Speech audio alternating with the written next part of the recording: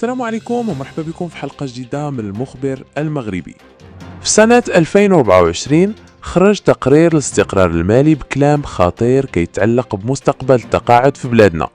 التقرير قالها بوضوح: أنظمة التقاعد الأساسية في المغرب فيها اختلالات هيكلية عميقة. بمعنى أوضح، الفلوس اللي كتجمعها الصناديق باش تخلص بها المتقاعدين بدات كتسامي والوضع كيتدهور عام بعد عام. ورغم أن بعض الأرقام تحسنت مؤقتا خصوصا عند أنظمة القطاع العام، إلا أن الاستمرارية على المدى الطويل مازال فيها خطر كبير.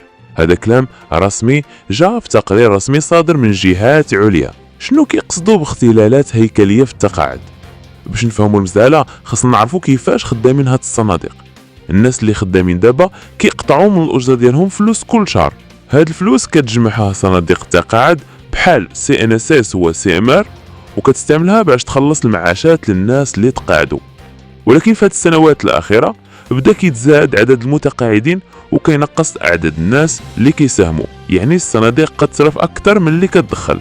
وهنا كيبدا المشكل الخطير، العجز. أرقام مقلقة من صندوق سامر، الصندوق المغربي للتقاعد سامال اللي كيعطي المعاشات للموظفين العموميين، وصل لمرحلة صعيبة بزاف. الاحتياطيات المالية ديالو ولات في حدود 57.4 مليار درهم فقط. هذا الرقم نقص ب 7.1% مقارنة مع 2023.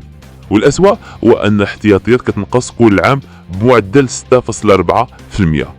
من دود 2014 هذا الصندوق بدا كيسجل عجز تقني سنوي، ومن ذاك العام حتى 2024 العجز التراكمي وصل أكثر من 60.3 مليار درهم. هذا العجز يعني أن الصندوق كيحتاج فلوس أكثر من اللي عنده باش يخلص المتقاعدين، وهذا شيء خطير بزاف. وأنظمة كفرع التقاعد طويل الأمد في وضعية حاليا مستقرة نسبيا. الاحتياطيات المالية اللي عندهم في هذا الفرع وصلت 66.2 مليار درهم، وهذا الشيء مدعوم بدينامية ديموغرافية مماثلة، بمعنى أن عدد المساهمين دابا مازال كافي. اللي كيحتاج CNSS عنده مشاكل كتخليه مهدد في المستقبل. تسعيرات الحقوق بقات منخفضة، يعني الثمن اللي كيتحسب به المعاشات ضعيف، والشروط باش الواحد يتفاد من التقاعد ولا يسترجع مساهمته ولاو ساهلين بزاف. هاد العوامل كلها كتخلي توازن النظام مهدد على المدى الطويل، خاصة إذا زادت عدد الطلبات على التقاعد. واش كاين شي حلول؟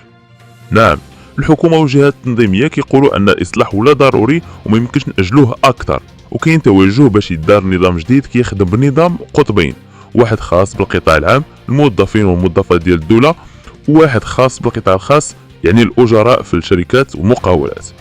الهدف من هذا الإصلاح هو ضمان عدله في التسعيرة، يعني ما يبقاش شي واحد مظلوم في التقاعد ديالو، تقليص الالتزامات اللي ما عندهاش تمويل، وضمان الاستمرارية المالية على المدى البعيد. فين كتمشي فلوس ديال التقاعد؟ حسب نفس التقرير الفلوس اللي كديرها الصناديق ديال التقاعد كتمشي في 3 اتجاهات. 54.3% منها كتمشي بسندات ذات عوائد ثابته، مثلا ديون على الدوله بفائده محدده. 33.4% كتمشي في الاسهم والشركات، و10.3% في العقار والاستثمارات العقاريه.